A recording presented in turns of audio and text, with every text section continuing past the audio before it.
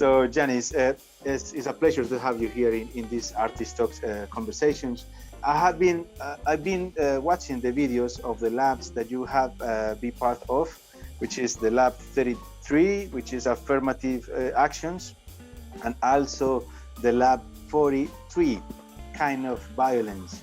You were working in these two experiences in different parts of the country, actually, in places where the Afro communities are very strong, and also you were discussing on these notions of violence and the affirmative actions of the law that allows to have for Afro people to have rights and indigenous people as well. It's very inspiring to see you again, Janice. They always stay in my mind the fact that you are such a thinker, and always thinking about philosophy of life. And it's a privilege, the fact that not too many artists were invited twice to come down to Colombia. Well, first of all, it's an honor to meet you, Alejandro. Did I say that correctly? Yes. And to see you again, Juan. My memories of being in Colombia are some of the highlights of my career. You mentioned how much work we did and the amount of projects that we embarked on. And for me, it's not so much that art is something that I do. And cosmic harmony doesn't come in a color, a shape, or a form. It's about helping everything in life to get back into a way to where we can flow together. And in order to do that, things have to be healed. And I see art as a healing mechanism. In fact, it's an acronym, ART, a resurrecting truth. And that truth is to awaken that thing in you that moves you forward and makes you want to fully live this life that we've been given. And how was it for you? Must have been quite of an impression about Quibdó and just the wonderful memories of us at the Atrato River in the afternoons after painting the whole day and sweating ourselves from doing murals. Well, I wasn't sure what to expect, but even before we left, we were in the airport, and there was this lady in the airport, and her skin color was about the color of mine. And she kept saying, Choco, Choco. And I was trying to explain in my best broken Spanish that I wasn't from there. But she insisted that I was. And remember, she had me carrying her bags and everything because she thought I was from there. But when I got there, I understood because I saw more people who were of my skin color, pretty much almost exactly, than anywhere else that I'd been. And I remember at one point it felt like a sense of home, like I had been there before. And the elder lady in the restaurant where we ate, she would always make sure that I got my protein. She was always telling me that because I'm a vegetarian, and she would prepare eggs and things of that nature. So that was this feeling of home, this feeling of family that I had there. Not that I didn't have it in other places, but I felt a connection there more so than anywhere else. And that was when I was first introduced to a food called chontaduro. Remember you gave me that there? Chontaduro, yes. Yeah, and I fell in love. At first I didn't like it, but then I started really, really liking it. It grew on me. And just seeing the people, the markets, it had a strong reflection of Africa, things that I've read and studied about Africa. Even with the ladies walking around carrying the baskets on their heads and those things, it was so familiar in a strange kind of way. And I remember walking down the street because, of course, we'd done some radio and TV programs when we were there. People calling my name out, me going over to them, but nobody feeling like a stranger, even though I didn't speak the language. I think we connected on a heart level. And when you connect on a soul level like that, it goes beyond language, race, or creed. It connects on that soul level. Like I said, that's what art is. It's soul speak. It is very interesting how Chocó is one of those places in the country where the Afro people is going to, and they have built very specific cultural values, and one of those is, for example, what you were saying about the chontaduro, but also there is this fish of Boca Chico, and there are so many features or characteristics of their own culture. Afro-Colombians in some of the academic journeys that we did on the first lab was about, the importance of for you people was the affirmative action was like 1961, and you gave lectures about it. Yeah. And for us, I think it was because of the Constitution of 1991 that where this affirmative action thing was demanded. When you look at hundreds of years of people who were enslaved, they were quote unquote set free 1863, 1865 unofficially. And then you have a large part of the population in some cities, half the population having been enslaved for generations back. Now these people are turned out into a free society and expected to go out and make it on their own. Now, what's interesting is that many of them did, but with Reconstruction, within a few years, many of them had begun to do very well. They even had taken on political office. They were in political office. They were moving forward. But then with the Reconstruction and the imposition of Jim Crow, they basically took their toys back. Nope, you're moving too fast. And then that's when the terrorism started and all those different things with the KKK to set us further back. Okay, so when you look at something like affirmative action, people talk about giving us something. No, you're not giving. You're simply restoring something. It's the opportunity to play catch up, but it's nowhere near enough when you look at what was taken from us as a people. So affirmative action is not something that's given at all. It's something that, number one, is owed, because many of those things that we were promised at the end, and I put that in quotes as well, of chattel slavery, were never given to us. Like the proverbial 40 acres and a mule, it was never given to us for people. So a lot of these other things that were promised were never given. So when you're talking about close to 100 years later, and something like affirmative action coming in, yeah, it's fine, but it's like too little too late. And even now people are fighting against that. But it's an attempt to create some level of equity. Yes. in this whole thing of human development. One child approached you and he said, "How old are you?" And you answered to all of us, very surprised, that I am 2,000 years old. And I think it's important for us as Colombians to hear and to listen about you and your non-violent still resistance, that these things would be applied. 2,000 years old, and as a civilization, I think we have even more years struggling with our own way to be pacific, to be peaceful one to each other, because it's like the aim of civilization is actually not to kill the other, not to kill each other, not to. Is the whole point of making a civilization. And what you were saying about the affirmative actions is, as you were saying, that is too late and too little. I would say the same about the Colombian legislation in terms of the recognition of the rights. Because I see them more as token gifts, as more so than something that's really meant to bring about that certain equality. And if we look at certain things, when we think about how it's been done, the other people, in this case the Europeans, the white people, they were subsidized. There were times we couldn't buy houses in certain neighborhoods, even if we had the money. But they not only could buy the houses, they got loans. And oftentimes they got loans at our banks when we couldn't get loans at our banks, when they were black-owned banks, and they would crash sometimes because someone had borrowed too much and we lost everything. So those stories are far too many in our history. And when I talk about the whole idea of being 2,000 years old, or being older than my actual years of walking this planet, I'm speaking of the trauma that we still carry and bear from generations back.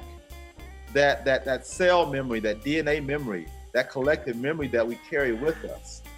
And when we look within ourselves, and also we look at the quote unquote dominant culture, the root of their actions, I still believe, is fear.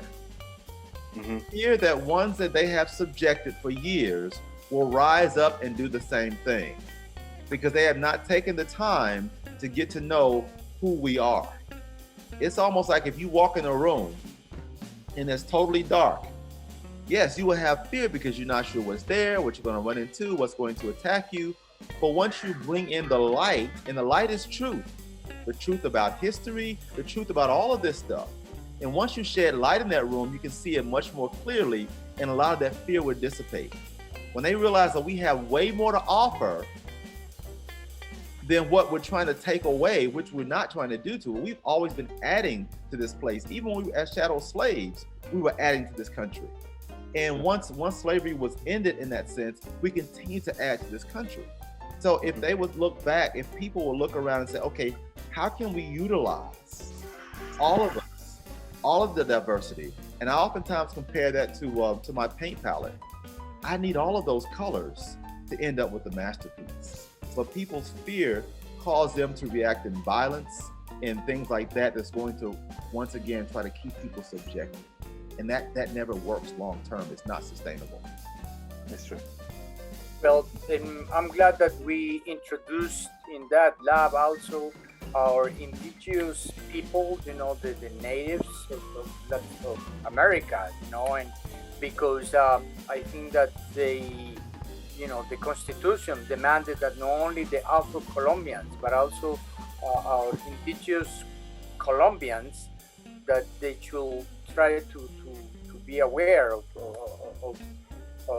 having of their rights. Anyways, the other lab that we did was about nonviolence. When I think about nonviolence, as nonviolence was enacted with Dr. King, a type of civil disobedience, it's a strategy that has worked, okay?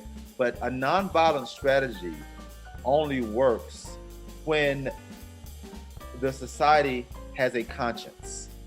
I'll give you a quick example.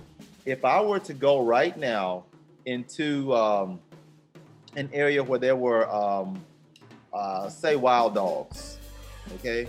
And those wild dogs began to attack me.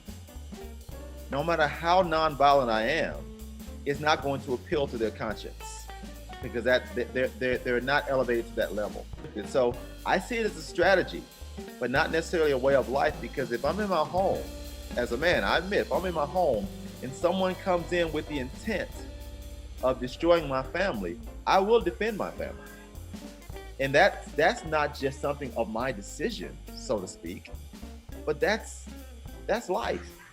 But in trying to go the way of nonviolence, what they were working to do is to get the laws to change. But yeah, it is very interesting what you were saying about the strategy of nonviolence, and that you have to have a community with consciousness, with conscious enough to understand what you were fighting for,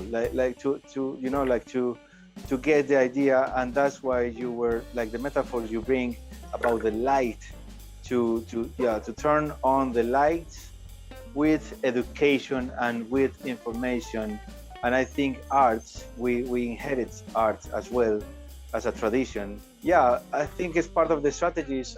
Absolutely, it has to do with the idea on educate people and to teach others to see better, or to understand images and symbols and beyond the text, beyond the law. It has to do also with the sensible part of ourselves, with our sensibilities. Exactly, because when I think about the arts, we have to reinstate it as one of the pillars of academic advancement, of societal advancement, of personal advancement. In fact, it may not even be the pillars or the building blocks. It may actually be the mortar that holds all those other things together. Because if you think about it, before a child learns one word in terms of spelling, before they add one number, they recognize symbols, dog, cat, or they see a building because it has a name. It may say Burger King, but they don't recognize the letters. They recognize the symbol that goes with it. So that, like I said before, art is soul speak. It connects us outside of language, nationality, or creed, because I was there. And like I said, I spoke very little Spanish. it's amazing. And I guess I wanted to ask you first, before we go into some of the murals that we did on nonviolence and your methodology, but about like why murals? To me, murals is one of the purest forms of art, because it's art truly for the people. Many people don't go into museums and galleries. Most everyday people don't. But everybody drives down the street, walks down the street, headed to work, headed to the stores, going about their daily duties. So that service, that work is for everyday people. So when I thought about these pieces, I first need to talk to the people who are going to be living in that community. And also the people who are going to be creating the work, because this is a part of their community. It's not behind some walls in a white cube of a museum or a gallery. It's out living where they live. Doing these social artistic labs with these sometimes high-risk communities and stuff like that, it's practically like an investment in their community. You know, the results of it is an investment. Okay, it's not just that, you know, we're making money, but we are avoiding kids going into joining gangs and into crime and stuff like that. Well, in fact, art is one of the lowest costs, effective investments you can make. Okay, and I think once people start to realize that across the world, and some communities have, once they realize that, they'll invest a lot more in it to bring about a lot more. But once you do a mural in the city, and I've been places where I've actually engaged that community. Now, once that community becomes engaged in that work, now they've invested in their community. They don't just live there and go and live inside the house and go to the store. No, this is part of theirs now. They put some of their skill and some of their talent and some of their time and sweat and energy. I call that sweat equity. Now they've invested in it, so it means something to them. So once something means something to you, you want to protect that. This is our piece. Analyzing some of the themes that we went in the nonviolence lab was about, like, for example, and maybe we'll ask you, you know, just a quick responses maybe about, you know, where do you see violence, for example, in the structurally in the media? Oh, wow. All the time. They demonize certain people. Like, for example, you have a, let's go back to the sort of beginning of all this stuff. And like the Trayvon Martin. Trayvon Martin was a young black male, 17 years old, who was killed. But the media didn't necessarily in the beginning put him forth as a son, as a possible brother. They said that, you know, the negative stuff. They look for all the negative stuff about the victim. You know, go back to George Floyd as well. They talk about all these things, he did this, he did that. Why are you demonizing the victim? So that is one example.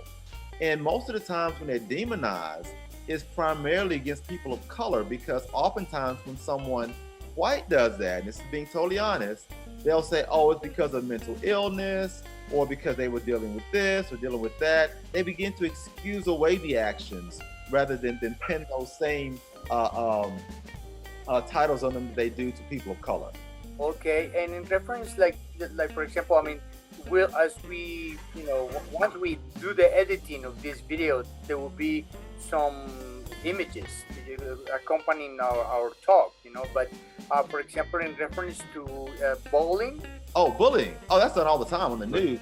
How things, for example, if I say something, I'm talking about something on the news, and then they have a tendency to go in and edit certain things out so that only certain things remain, to put me in an entirely different light than it would have been had the whole reel been shown. That's done on a regular basis. Like, for example, with Dr. Jeremiah Wright years ago, when he was saying that, you know, things about America. They didn't give the whole picture. They only pointed out the negative things he was saying about America. But he said those things in light of so many other things that had been said, but those things were left out, and they put those sound bites in. That's bullying. And in relation to, like, you know, religion or fundamentalism, like violence? Oh, wow. Well, for example, if you don't belong to a certain religion, you go into hell. That's what I remember from a child. If you don't go this way, you're going to hell. If you don't believe this, God is going to crush you. All that stuff, you know, that's violence. You're literally taking the hand of God, quote unquote, and slapping people with it. As simple as that. Social leaders being killed all over the place here in Colombia among minorities, the indigenous population, the natives. And just, one thing that maybe it needs on that, on a non-violence approach, and I think you could see it in Dr. Martin Luther King, is courage. Well, first of all, I'll say courage is not the absence of fear. Courage is moving forward despite the fear. Because fear is a natural thing. It's going to happen. If I imagine that I'm standing there and state troopers are coming toward me with guns on me, yeah, there's going to be some fear. But the courage comes when I decide, no, we're not moving. We're laying here. We're going to do what we have to do here to make a point. That takes a certain amount of courage. Okay. So when you talk about that, you're talking about a long-term thing. You talk about, when I say long-term, not maybe years to come, but a strategy and a planning that's going to take people coming together, going into it, risking life in it, okay, risking their families' lives in order to make something better, not necessarily for this generation or for this time, because Dr. King never got a chance to see it. Okay, there were people before him who never got a chance to see certain things, but they make the investment. It takes courage to make an investment to plant a tree that you may not necessarily ever get a chance to eat the fruit from. That takes courage. Yeah, you don't get the chance to see the changes that are coming, but you are building the change. You have to commit to build that change in the world. So that they have to have a strategy. How will I build this thing? They have to have strategy, they have to have a plan, they have to have vision.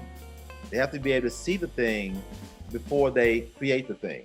So with what you have right now, whatever we have at our disposal, we have to construct the world that we want to live in.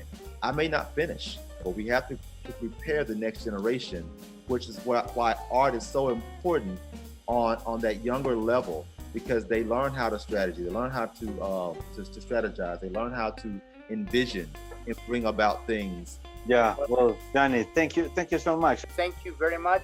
You're very inspiring to hear you.